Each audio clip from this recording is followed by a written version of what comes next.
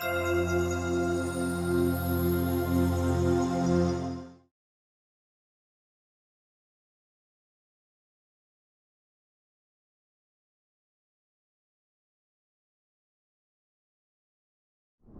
morning, everyone, and welcome to the IMR Doctoral Conference. I am Apurva Sanaria, the co-chair, and we have the director Rishi, we have our keynote speaker Sanjay, we have Anand, the chair for doctoral program, and we have Aditya, my co-chair over here.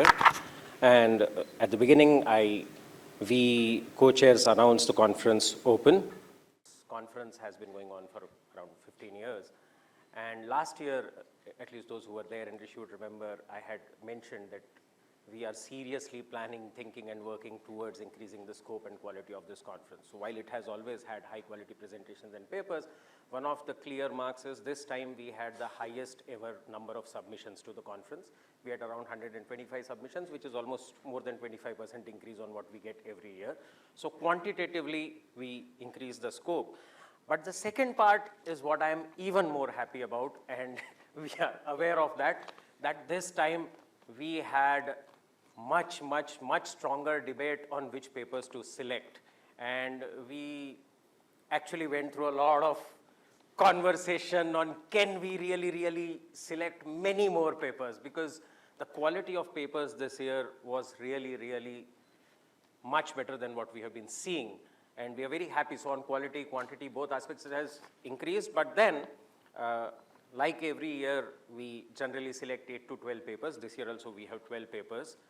And that is what I wanted to emphasize and clarify to everyone. Because this is, I've been talking to people at other conferences and other institutes across the world about IMRDC. And there are some things that I find are not so clear to people. So this conference, and I was happy to know that this seems to be a very unique conference in the world. I thought it is unique in India, but I got confirmation that no, elsewhere also this doesn't happen. And I want to take 2 minutes to share why it is unique. So while we have selected 12 papers, I don't think we have rejected any papers in that sense. And why I say that is that this is, to my mind, the only conference where all the papers that came in, by and large, 99% of them were sent out for review globally. And you get review comments almost sometimes as long as your paper, which is almost like a journal, and we have action editors, we have an RSE, we have the reviewers, and that review is shared with you, the author, irrespective of whether your paper is selected or not. And having said this, we have data over the past conferences. A lot of papers that were presented at IMRDC, many of them went on to get published in our own journal, IMB Management Review, and many of them got published in A-star journals, which I am aware of personally also because we keep in touch with the participants. So and everyone says that the kind of feedback that we get is more valuable, much helpful, and it's a very constructive feedback. And therefore, I always encourage people to submit to this conference because you submit not just to get selected. Let me tell you, we are very harsh in that sense. We have less than 10% selections. That stays from beginning. We select very few papers, unlike many other conferences. But the key deliverable at IMRDC, as we see, is your papers get reviewed. You get detailed comments about it. In addition to that, the benefit is, which you will see today, every paper presenter will present a paper, but after every presentation, you will have a discussant who will again publicly provide constructive feedback. The idea of this is that while it directly benefits the person who has presented, a lot of people in the audience also pick up from that what is missing in your own papers, and you know why this paper is here and mine is not. One more thing which many presenters also may not be aware of is that we also provide an opportunity for the presenters and discussants who are physically over here. After the conference, we also organize breakout rooms where you get around half an hour, 1 hour of time talking to the person who has reviewed your paper and get constructive feedbacks on how it is done. For those who are online, we request you to connect over emails. And I think that kind of mentorship and guidance is another opportunity that IMRDC provides, and which is why we argue that it is a unique conference. So to put this in perspective, the IMRDC conference, as it is called IMR Doctoral Conference, is under the umbrella of IMR, the IMB's journal, IMB Management Review. So to tell you a little about the journal, IMR is co-published by IIM Bangalore and Elsevier, and it is available through Elsevier's electronic service, Science Direct. as a gold open access journal. Now, one of the concerns with open access journal is always the APC, but I am happy to share this with all of you that the article processing charges are borne by IIMB when you publish in IMR. The journal is well listed, it is included in ABDC, it is a B rank journal. It is indexed on the abstract and citation database Scopus, and it is also on the emerging sources citation index. And because IMRDC is under the umbrella of IMR, our focus largely is to encourage doctoral students from India and abroad, because we receive submissions from all across the world, to do research and publish it. And therefore, a lot of comments, feedback, and review that you get over here are research, but publication-focused research. And with that, thank you. And now I invite my co-chair to introduce the keynote speaker. Yeah, good morning, everyone. I'm Aditya. I'm the co-chair of IMRDC. And before I introduce our keynote speaker today, I just would like to thank our keynote speaker, Prof. Sanjay Kallapur, for making it in person. It was supposed to be virtual. And then last night he called me and then he said, no, he can still make it. And so yesterday we were just joking that, see, I take credit for this miracle for him to be in person, because it was the strength of my Ichha Shakti as a co-chair that this was made possible. But anyway, jokes apart, I mean, he took like a very early morning flight, like an unearthly time to make it happen. So we are very grateful and very thankful to you. So Professor Sanjay Kallapur, sorry, I've written it down. So Professor Sanjay Kallapur is a professor of accounting at the Indian Business School. Previously, Professor Kallapur was a tenured professor at Cranard School of Management, Purdue University. Professor Kallapur has a PhD in business economics from Harvard Business School. Professor Kallapur is an esteemed and prolific researcher in the field of accounting. Professor Kallapur has done extensive research on financial and managerial accounting, auditing, corporate governance, and risk management. He has published in each of the top 3 accounting journals, and his papers have been cited over 4,000 times and in regulatory policy documents in India and the UK. He is the founding editor-in-chief of Accounting Theory and Practice, a research journal focusing on India. He was the editor of The Accounting Review, the first person from outside North America to be appointed to that position. Professor Kallapur is a member of the National Financial Reporting Authority. So today's keynote address is on doing impactful research without misusing p-values. So this work was recently published by the American Accounting Association as a monograph. Aimed at PhD students and rising scholars, the monograph presents technical materials in a non-technical language with plenty of examples from accounting and other disciplines. So please join me in welcoming Professor Kallapur. So first, I congratulate the organizers of this IMRDC doctoral consortium for having made it what it is today. It takes a lot of work to get there, and particularly I heard it was 15 years ago that it started. My students, several of them have attended this and benefited from this and spoken very highly of it. Mallika, you attended as? No, you did not. Okay. So Mallika is our doctoral student, doctoral graduate, and now she's a faculty member here at the IIMB. But several of our other students have benefited from this program. So a few months ago when Aditya invited me to be the keynote speaker, I was extremely thrilled. And then, tomorrow and day after, I have to teach in an MBA program, and MBA timings are non-negotiable. So they were good enough to accommodate my request. And then last week, unfortunately, I had to call up and tell him that, sorry, I can't come in person because there is a committee, and that the committee report is being finalized, and Today was the day when it had to be signed and submitted to the governor of RBI. So I couldn't change all that. But as things happened, as Aditya mentioned, his Ichha Shakti, the chairman of the committee had power outages in his town. So he was supposed to send us the material beforehand so that yesterday we could finalize it. But then because of his power outage, he couldn't work on it. So yesterday we were desperately trying to finish it up. Then by evening, it became clear that the report is not going to be ready. So, we have to cancel the appointment with the governor. Then I said, hey, I have to take the next available flight to this thing to be here in person. And that flight happened to be at 4 o'clock in the morning today. So I have been up since 1:30 to go to the airport and come here.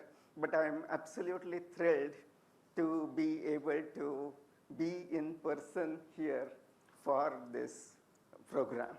Thank you.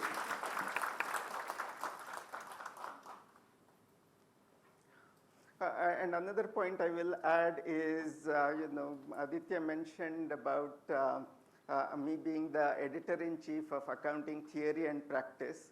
This journal has an IIMB connection as well. My co-editor on this journal is Professor Srini Rangan of IIMB. And the journal is started by a not-for-profit society. And Rishi is on the board of this not-for-profit society.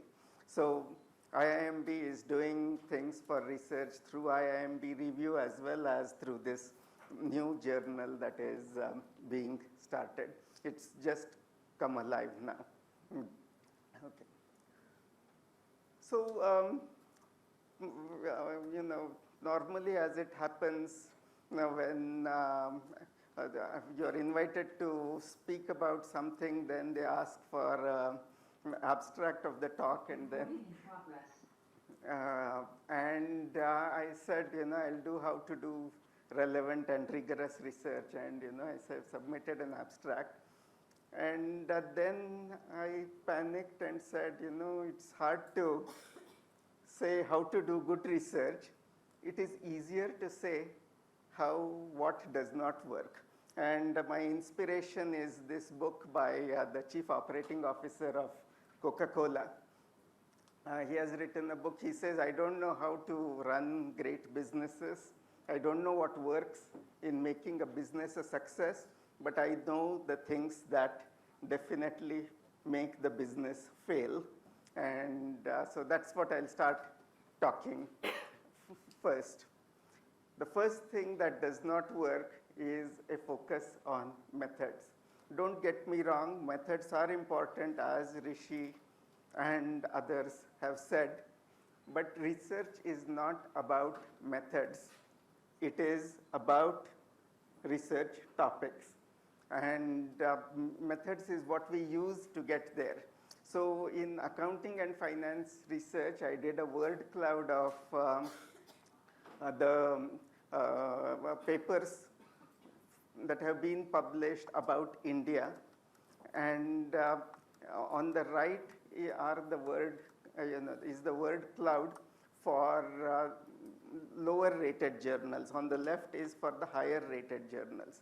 So you will see things there, like regression, Granger causality, GMM, co-integration, etc. You will see many more of them and much bigger on the right. If you focus on methods, those tend to go into the lower tier journals. Research is about topics. It is about banking. It is about emerging markets. It is about corporate governance and so on. It is not about regression. It is not about panel data and so on. Another thing, and this my friend Shiva Rajgopal is the biggest critic of what he calls the matrix approach to research. The matrix approach is as follows. you know, take all the known variables that have been used in research, put them on the rows of the matrix, put them on the columns of the matrix as well, and then, of course, the principal diagonal, you can't do relation of something with itself. So that's out. Everything else is fair game. If you find a cell that has not been filled, then that is a topic for research. That's the way many people do. So just to give you examples, you know, it's easy to talk about concepts. You have to give examples whenever you talk. So what came to my mind was CSR and economic policy uncertainty. Okay. Then I checked on Google Scholar. Sure enough, there were papers. What I was surprised by was the number of hits.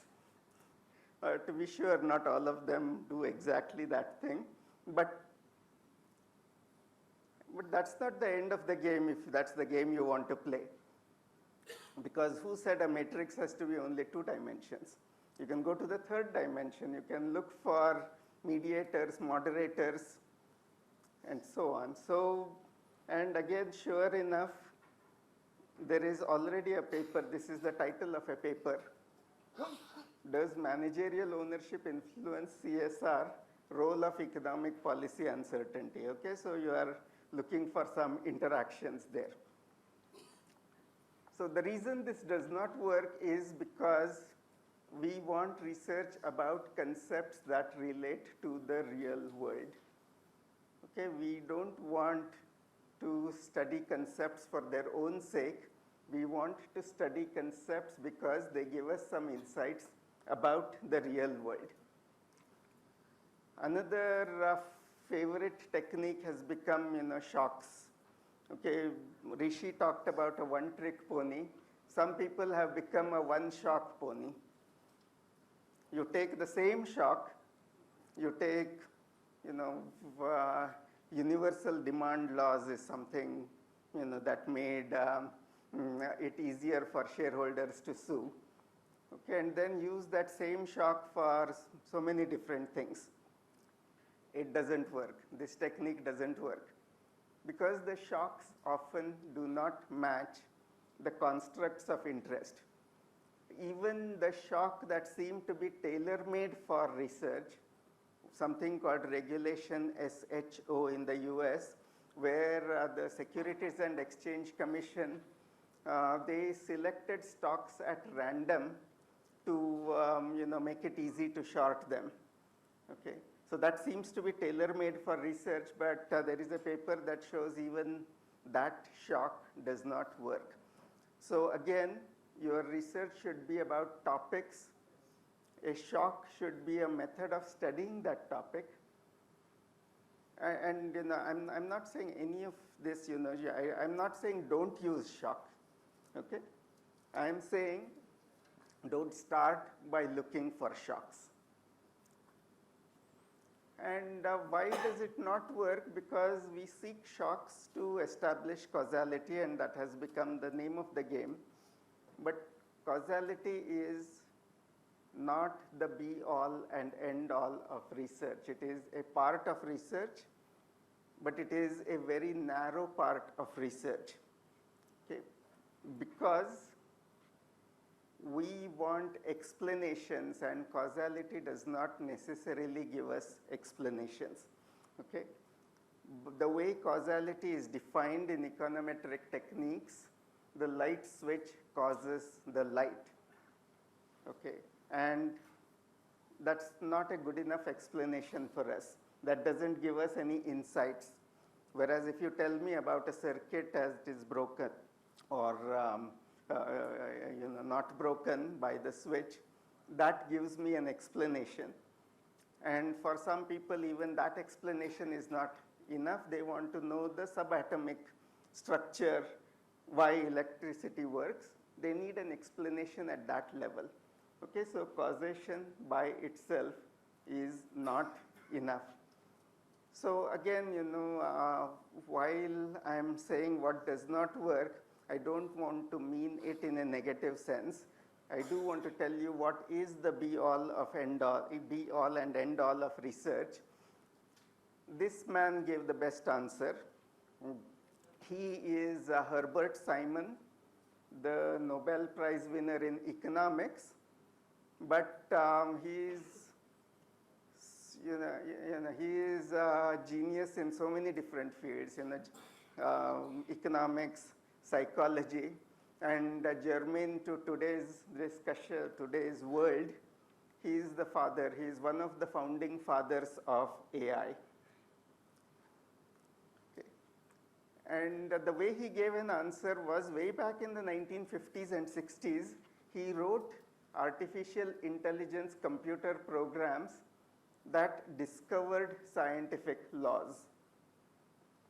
And so by studying the process of scientific research that way, he boiled down the essence of scientific research to these things.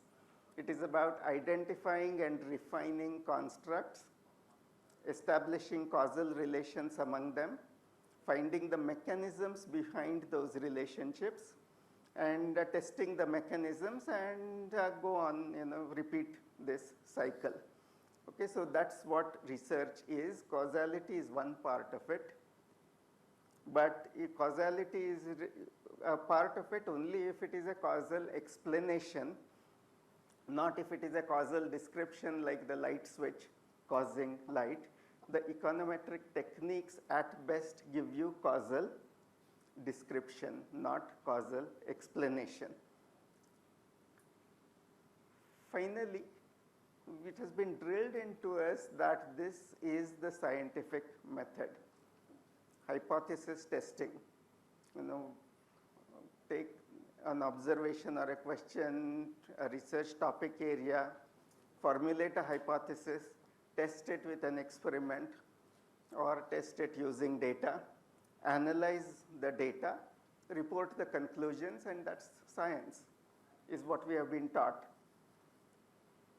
But we don't follow the laid down process of science if that is what science is, and it's a good thing we don't. We reverse engineer our hypotheses after knowing the results.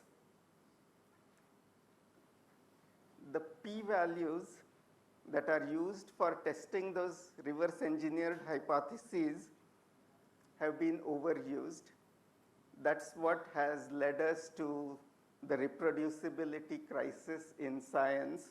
Over the last 10 years or so, it has gotten a lot of attention. So the lesson, do not equate null hypothesis testing with good research. There is much more to it. Okay, so enough of the negative stuff, enough of what doesn't work.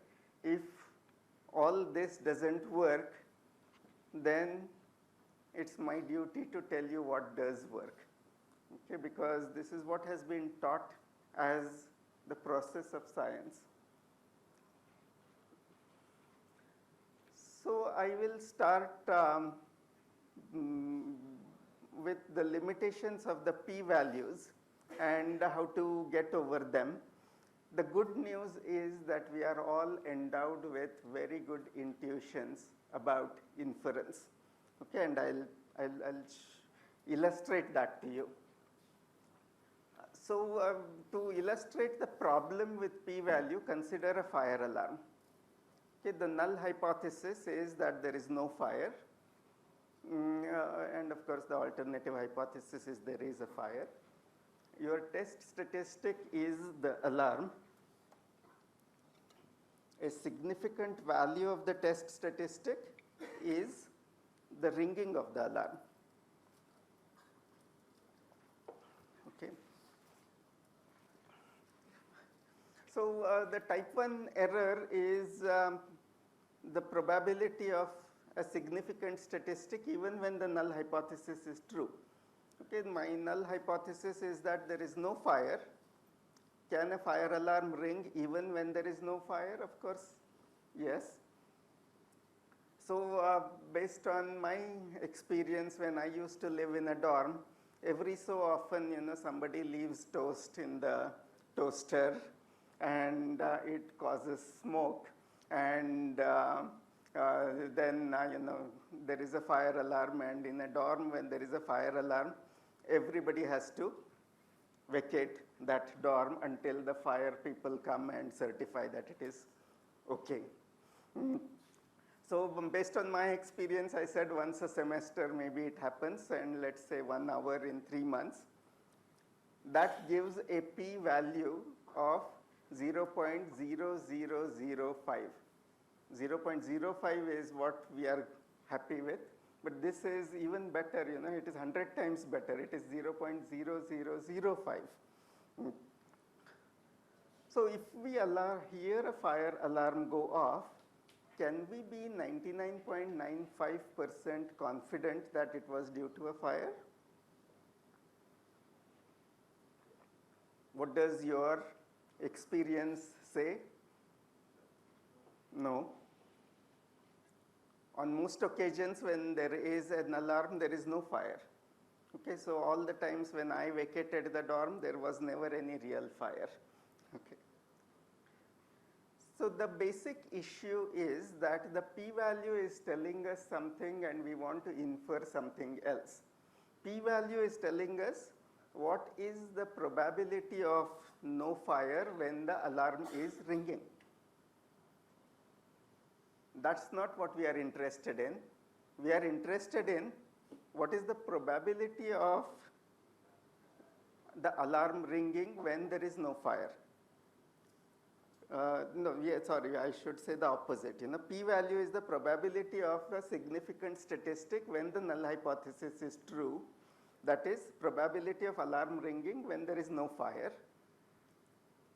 We are interested in what is the probability that there is no fire when in fact the alarm is ringing. These are not the same thing. It is very easy to confuse the two. But if you want to be very clear about the difference, one example given by somebody is that the probability of being dead given that somebody was hanged is 1. The probability of being hanged when somebody is dead is very, very low. Okay, they are two different things. So the solution, more than 250 years ago, the solution of going from one to the other has already been given. It is called Bayes' theorem. Now, Bayes' theorem is something that when you put it in the form of equations, there are very few people who understand, internalize, and can use it. But if you put it in the form of numbers, everybody understands it. Okay, and that has to do with how our brains are hardwired and what kinds of situations we encountered when during our evolution, etc. Okay. So assume that the prior odds of a fire are 1 in 10,000. It's too high a number, but let's say out of 10,000 locations, maybe at any given time there is a fire happening in one place. Surely it's not going to be happening in many more places than that. Okay. So that means there is a fire on one occasion and there is no fire on 10,000 occasions. When there is a fire on that one occasion, the alarm, let's say, is perfect. It always rings. So on that one occasion, you do have the alarm ringing. Now, out of the 10,000 occasions when there is no fire, we said that out of that 0.0005 times, the alarm still rings. Okay, that means 5 times the alarm rings when there is no fire. Only once it rings when there is a fire. So given that the alarm is ringing, there are 6 occasions when the alarm is ringing. Out of that, there is only one time when it is a real fire. That is Bayes' theorem. Okay, so the posterior odds of a fire given alarm is 1:5. So that one occasion when there is a fire and the alarm is ringing, and the 5 occasions when there is no fire and yet the alarm is ringing.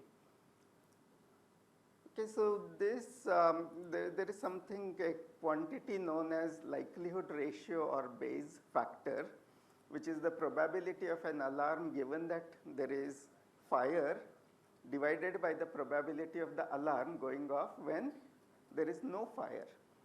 Okay, that is 2000 as shown there. Okay. And as you can see, 1:5 is that 1:10,000 we started with, multiplied by the Bayes factor 2000. So the Bayes theorem says that posterior odds equals prior odds multiplied by the Bayes factor. Okay. So posterior odds is what we are interested in. That is, what is the odds of a fire given that there is an alarm. That's the quantity we are interested in. That's what we want to make an inference about. That cleanly factors out into 2 parts. One is the prior odds itself, and the other is the Bayes factor. Okay, so it is the prior odds times the Bayes factor. So the prior odds is what we believe is the case, the prior probability. The Bayes factor is the strength of the evidence. Okay. It is high whenever the numerator of that, the probability of an alarm given that there is a fire, is high. That means the test gives you a significant result whenever the underlying phenomenon is present. The test is sensitive. And the denominator is whether the test is specific or not. The test might go off even when there is no fire. Okay. So if the numerator is far greater than the denominator, then the strength of the evidence is high. Okay. So how to use Bayes theorem in research? Of course, it's hard to calculate the Bayes factor quantitatively. Although this paper, which is Campbell Harvey's presidential address to the American Finance Association, published as a paper in the Journal of Finance, shows you some quantitative ways of calculating the Bayes factor. But my point is different. My point is that good research uses qualitative Bayesian inference. That is, we evaluate, and this evaluation is going on in our mind all the time. We evaluate the plausibility of the theory that the person is telling us about, and we evaluate the strength of the evidence, whether it is convincing, whether it has better explanatory power than other alternatives. So to give you an example, suppose you hypothesize that men in an ancient civilization used shawls, and you find rectangular pieces of cloth among the ruins. Does it support your hypothesis? Can you claim that, okay, now I know that they must be using shawls? Okay, all of you are shaking your heads. No, you can't. Why? Because so many other hypotheses can also lead to finding rectangular pieces of cloth. It could be a dhoti, it could be a turban, etc. Okay, so that means the Bayes factor is low. Okay, the probability of finding rectangular pieces of cloth given the shawl hypothesis is high, no doubt. That's the numerator of the Bayes factor. But the probability of the rectangular pieces of cloth given other alternative possibilities, given the alternative hypothesis is so many other things, is also quite high. So the evidence is not, does not have evidential value about the Scholl hypothesis. But now if I tell you that my hypothesis was that people in that ancient civilization used gloves, and you find exactly that shaped thing in the size and shape of the human hand, would you have any doubt that the glove hypothesis must be correct? You would have no doubts. What's the difference between the two? Yes? Sorry? The shape. It's very hard to think about alternative explanations that can lead to finding that particular shape. Right? And you didn't need to know Bayes' theorem to figure this out. That's what I meant when I said we are all endowed with good intuitions about inference. Okay. And, okay, no, Kahneman makes us believe otherwise. I don't want to attack Kahneman, he's a great scholar, but the examples that he gives don't relate to actual research, actual inference. Okay, now to give you examples, I mean, this was a made-up example that I made up myself. Let me give you examples from real research. What do you think about this? This is published in the Proceedings of the National Academy of Sciences, probably among the most prestigious journals out there.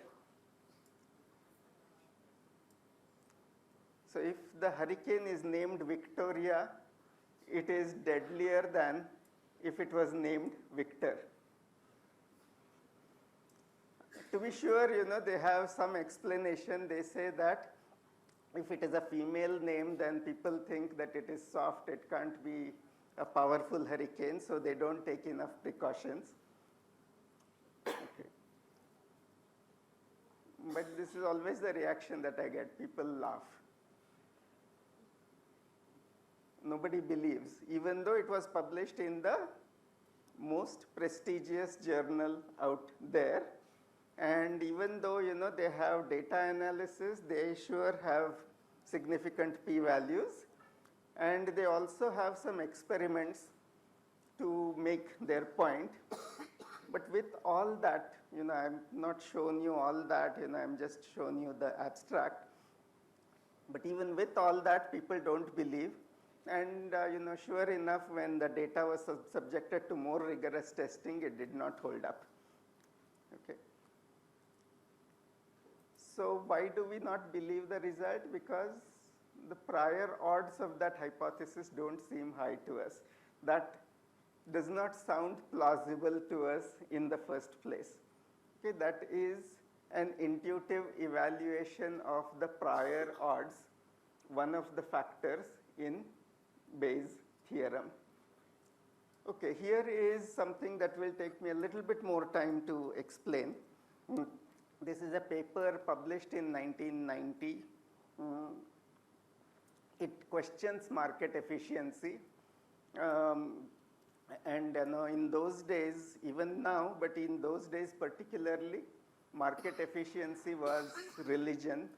Questioning market efficiency was heresy. Okay. So this particular paper, however, the supporters of market efficiency don't have any way to explain away this result. And it is a very clever paper.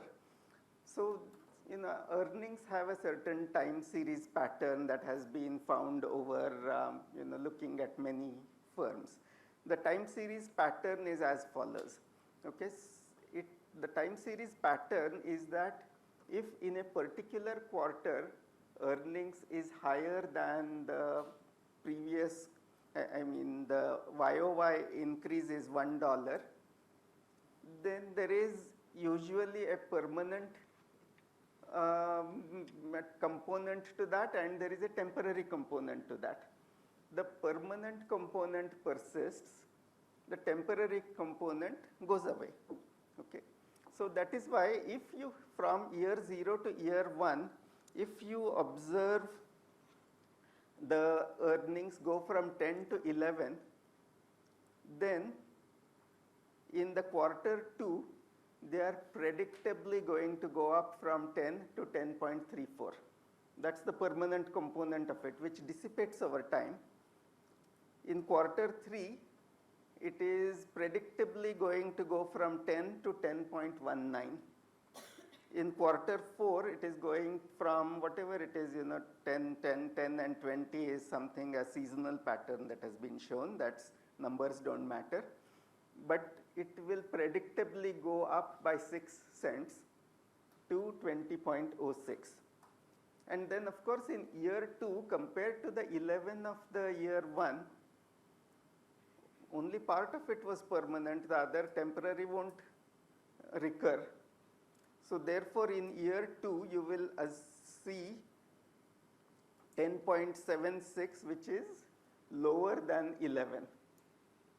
Okay. And this is the time series pattern of earnings. So these two authors, Bernard and Thomas, they show that the stock price reaction follows exactly that pattern. Okay, so there should be no jump in the stock price, because any jump in the stock price is a predictable return, which is ruled out by market efficiency. But you see here that exactly at the time of quarter T+1 earnings, all this is conditioned on a $1 positive shock to earnings at time T. Okay. Exactly at the time of T+1 earnings announcement, the stock price jumps up. As any jump in the stock price that is predictable is a violation of market efficiency. But you see that predictably happening. Moreover, you see that happening more for the small firms than for the large firms, okay, which you can imagine, there would be, in the large firms, market is more likely to be efficient because there are more traders. Then at the time of T+2 quarter announcement, again it predictably goes up, but this time the jump is smaller than before. Exactly like the predictable increase in the earnings. In T+3, again there is a very small jump in returns. And in T+4, which is like the first quarter of year 2 that is shown in the time series, there is a predictable decrease in the stock price. In other words, if you believe or if you hypothesize that the markets are naive in a particular way, which is that they expect this quarter's earnings to be the same on YOY basis from the previous year. Okay. Then that explains this pattern of behavior of market returns perfectly. It is very hard to think of any other explanation for why the market would behave exactly like this at exactly those 4 points of time in one full year going forward. In other words, the data fits the hypothesis like a glove. That's what gives believability to these results.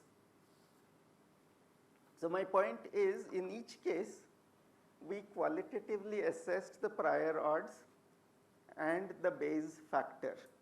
We didn't do any numerical computations. Okay.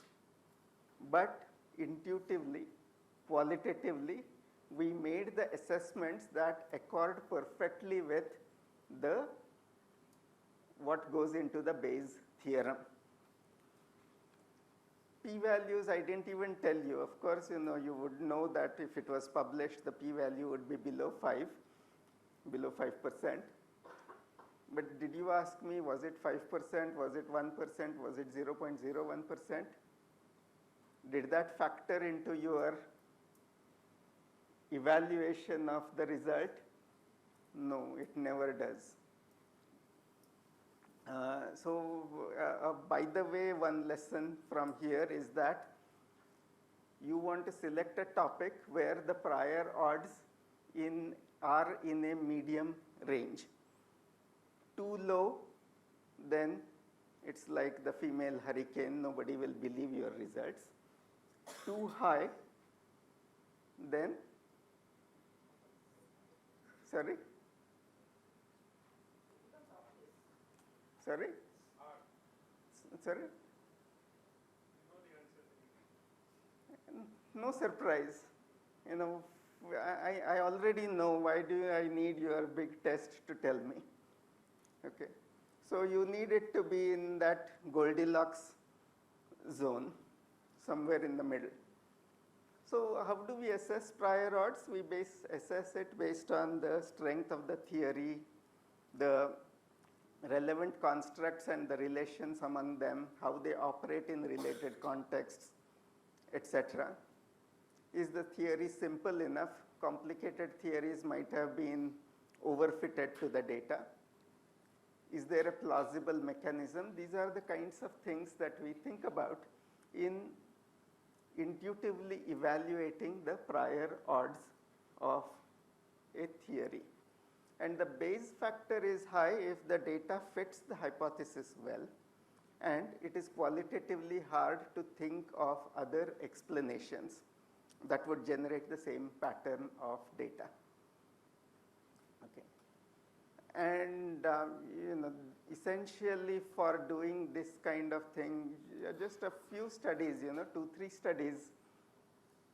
This guy won the Nobel Prize for doing these kinds of studies. Okay, he is David Card, won the Nobel Prize in 2021. This lecture, whose URL I have there, is about 20 minutes, well worth listening to. Okay, that brings me to the next point. This guy is Gary King, who is a quantitative political scientist. Okay. And he has written a book on statistics or rather research design along with a qualitative researcher. And the first line they say is, all research is qualitative, some of it is also quantitative. Okay. So what are the qualitative aspects of research? Determining what research question to address, first thing. Determining what setting to test it in. Sample selection. Determining the identification strategy. Operationalizing the variables, identifying constructs to describe and generalize the findings. You don't have one person called p-values a cheap way of getting marketable results. Okay. So you don't have any cheap ways of getting marketable research in terms of doing these things. Okay. You have to think. And that's a good thing, because if there were a quantitative way of doing research, you and I would not be here, we would not have jobs. Computers would be doing the research, the AI bots, I mean. So finally, research as storytelling. Okay, this paper called Firm Risk and Disclosures about Dispersion of Asset Values, Evidence of Oil and Gas Reserves. So we know that everything in accounting, is some value from a distribution. It is not a precise number. And yet accounting just puts a precise number on everything. Okay, and that was blamed for the financial crisis because they said the concern was that by giving just one number, you are not able to portray the risk associated with that number. Okay, for giving us information about a distribution, you need at least two parameters, the mean and the variance. But you give only one number. At best, it can be the mean, therefore, it can't communicate anything about risk. So these people examined, Canada required oil and gas companies to disclose the oil and gas reserves, but not just a single value. They said, you give us two values. Give us the 10th percentile of your distribution and the 50th percentile. And the finding of this paper was that these percentile disclosures do provide information about risk. Okay. So think of it like a story. The setting is, every story has a setting. The setting is the criticism during the financial crisis that accounting disclosures don't provide information about risk. Every story has characters. In research, the characters are not human beings necessarily. The percentile disclosure is a character of the story. A story needs tension. There should be something missing in the lives of these characters. Okay. So what is missing is, whether this disclosure of percentiles can be meaningful at all, given that human beings are not good at, determining parameters of distributions, etc. So these numbers could be unreliable. Then the story, the main part of the story is some action. The action is the empirical analysis or theory, development, whatever it is.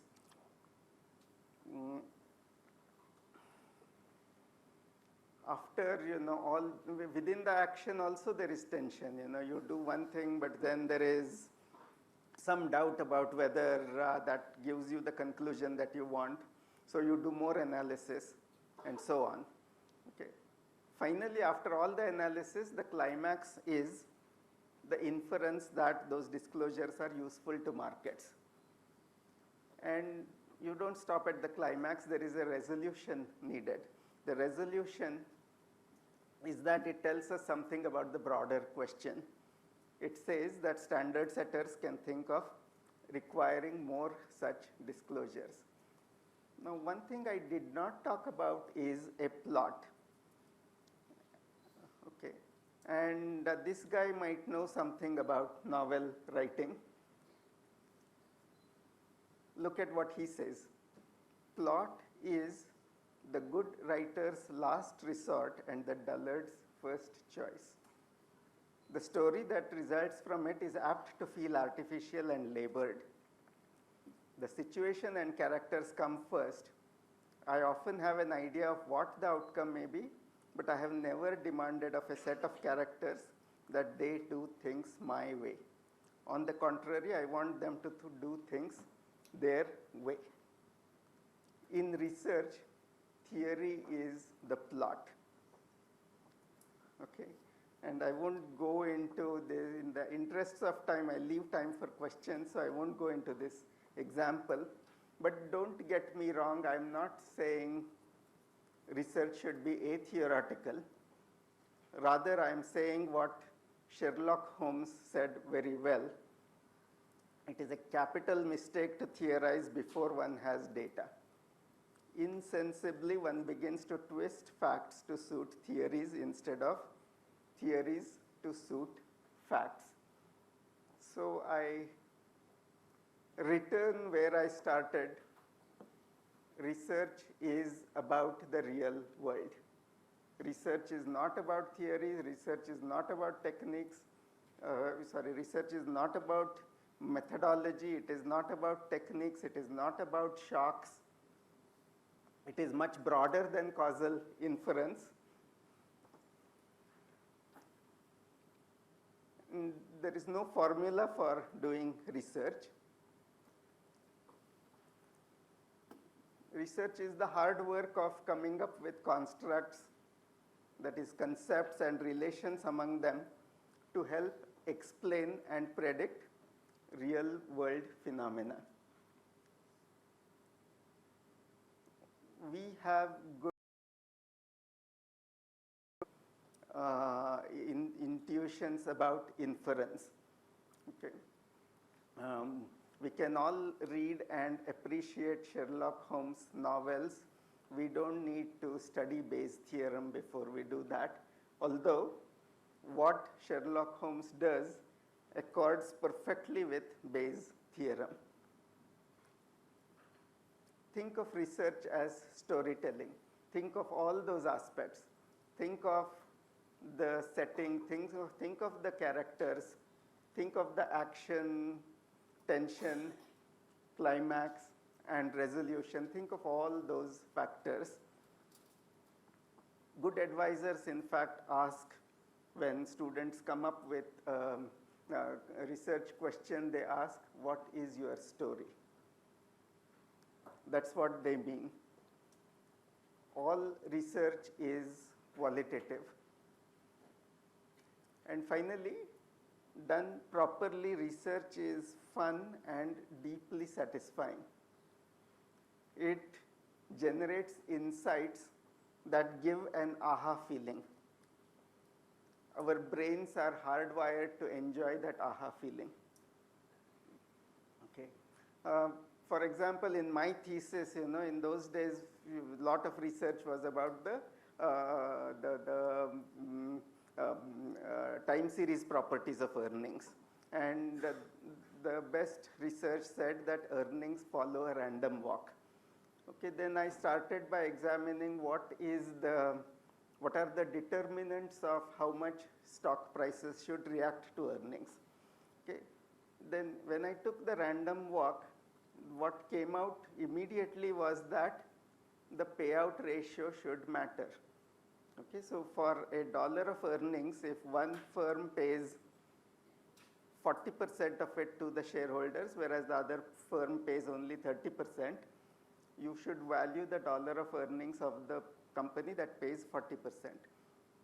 But that is contrary to Miller-Modigliani proposition. And then I started wondering, how can I take these ingredients that are well accepted, which are mutually contradictory? Okay, then it struck me, and that was the aha moment. That is what Jensen's free cash flow theory is about. And in fact, I can use this as a test of Jensen's free cash flow theory by looking at whether payout ratios matter for stock price. And of course, that after that aha moment, there is a lot of work. You have to dot the I's, cross the T's, etc., which is not fun. But there is that original aha moment that makes research fun. And not only is it fun for yourself, that is what makes research valued by the community. That is what generates insights about the real world that research is all about. So finally, some resources for the student. This is a very nice book for students and researchers at all stages of their career, including after they have gotten tenure, written by a friend of mine called Michael Weisbach, who it starts from how doctoral students, what should they do, to what should you do at the beginning of your career, and so on, advice for all aspects of your career.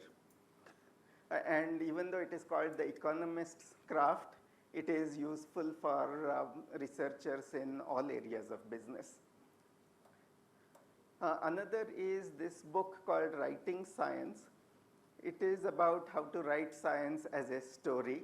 The only problem with this book is that he is an ecologist, and so the examples that he gives, we can understand them, we can use them for our own research, but since the examples that he gives are from ecology, we might not relate to them as much.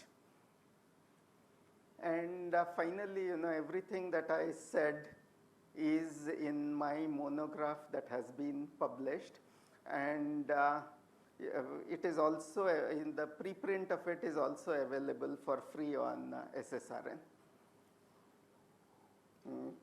So I will stop here and be happy to take questions.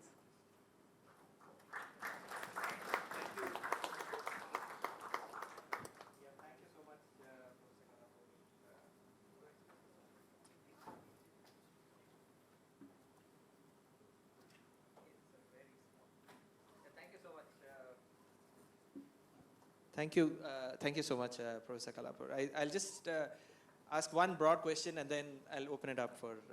So I just wanted to know, like, your the broad advice for PhD students and who are like just getting into research, and I guess it is, as a PhD student, I mean, if I look back, it's so tempting to look at that Y and X, right? Like if you and looking at shocks, and like there's, I've looked at so many papers on rainfall shocks, and it's so tempting to use rainfall shocks. And, in fact, we have like a couple of papers also like looking at rainfall shocks. So how do we? I mean, we are also like pressurized to get to that causality. That's what is publishable. So how do we go about setting the right?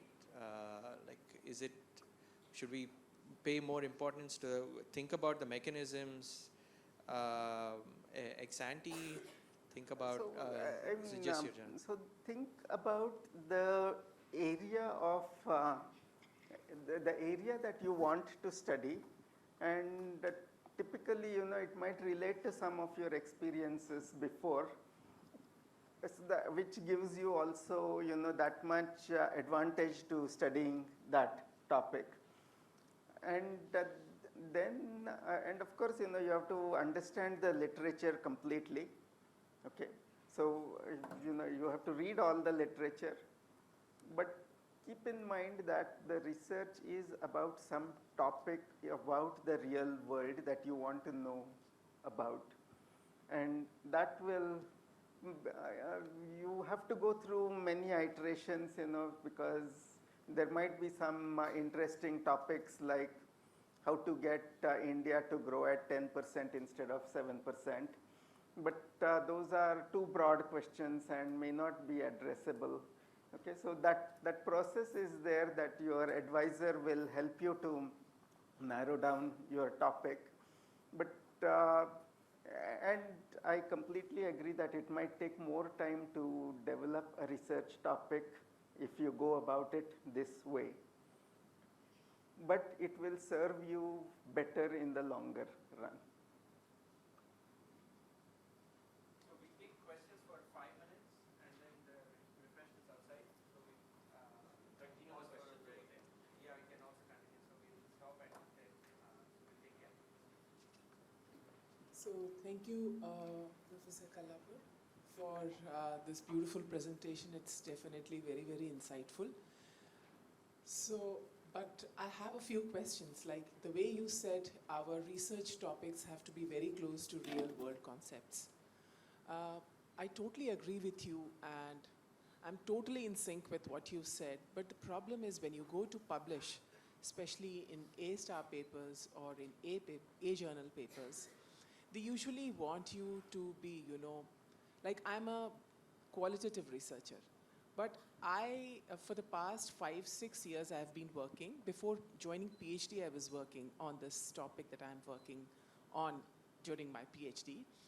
I realized that they are looking for more of, numbers, more of p-values, more of this, that, and not into basically the qualitative exploration, which is like quite deep and which gives a lot of information. They do acknowledge that whatever has been taken up as a research topic is very interesting, and it definitely is in line with the UN Sustainable Development Goals, let's say. But the theories, this theory or that theory is missing, so either you put resource-based view theory or this theory to make it, more glossy.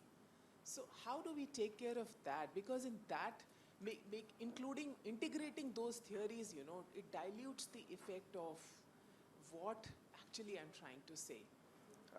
Okay, so I think several things here. One, about qualitative research itself. Yes, there are journals that won't take qualitative research.